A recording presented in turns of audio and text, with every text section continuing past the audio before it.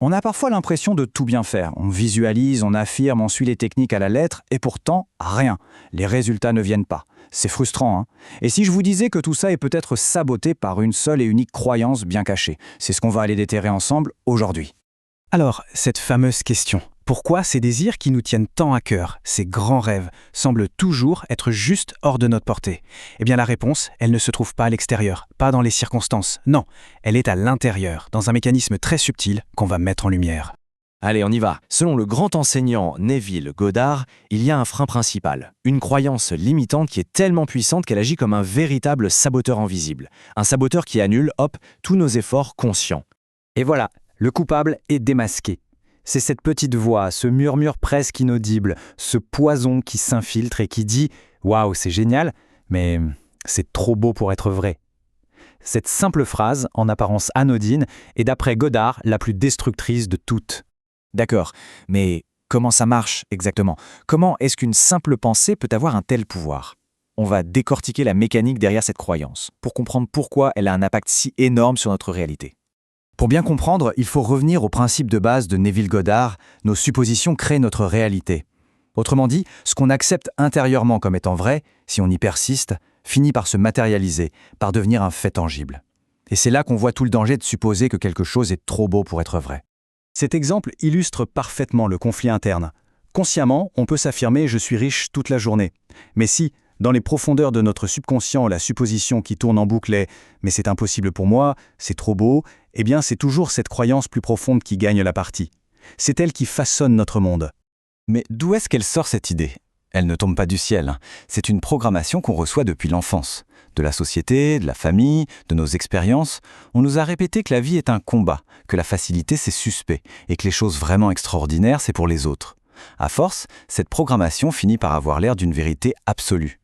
Et c'est là qu'est toute l'ironie, et elle est assez tragique. En supposant que notre désir est impossible, c'est notre supposition elle-même qui crée l'impossibilité. L'univers ne nous juge pas, il est neutre, il ne fait que nous renvoyer comme un miroir notre conviction la plus profonde. C'est un mécanisme d'auto-sabotage absolument parfait. Alors là, grande question. Comment savoir si ce programme tourne en nous? On va faire un petit test de diagnostic très rapide. Vous allez voir, c'est tout simple, mais les résultats sont souvent très révélateurs. Prenez juste un instant. Pensez à votre plus grand désir, celui qui vous fait vraiment vibrer. Maintenant imaginez. C'est fait, c'est là, c'est accompli, c'est réel. Quelle est la toute première sensation qui vous traverse? Et c'est là que tout se joue. Est-ce que cette sensation est naturelle, paisible, comme une évidence en fait? Ou est-ce qu'il y a une petite pointe d'inconfort, un sentiment d'étrangeté, comme si on était un imposteur? Ce petit malaise, c'est la signature de la croyance limitante. C'est elle qui parle. Allez, un autre test, encore plus direct. Il suffit de terminer cette phrase à voix haute. Mon désir est merveilleux, mais... Attention, tout ce qui sort juste après le mot « mais », c'est le saboteur caché qui prend le micro. Mais je ne le mérite pas. Mais ce n'est pas réaliste. Ce petit « mais » expose tout le poison. Bon, le diagnostic est posé. Maintenant, la très bonne nouvelle, c'est que ce n'est absolument pas une fatalité. Une croyance, ce n'est qu'un programme. Et un programme, ça peut se désinstaller et se remplacer.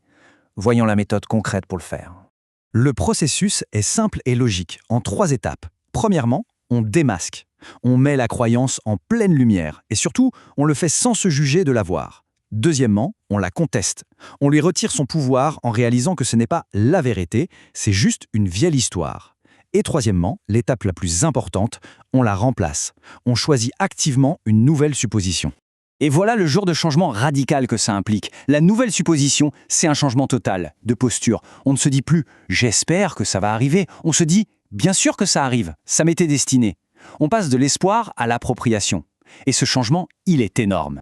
Bien sûr, pour que cette nouvelle supposition s'installe, il faut la renforcer, la nourrir. Comment? En la pratiquant en imagination, encore et encore, jusqu'à ce que le sentiment de l'avoir devienne complètement naturel, en affirmant aussi sa propre valeur. Une super astuce, c'est de commencer petit, manifester de petites choses qui semblaient trop belles, juste pour entraîner son esprit à accepter le bien.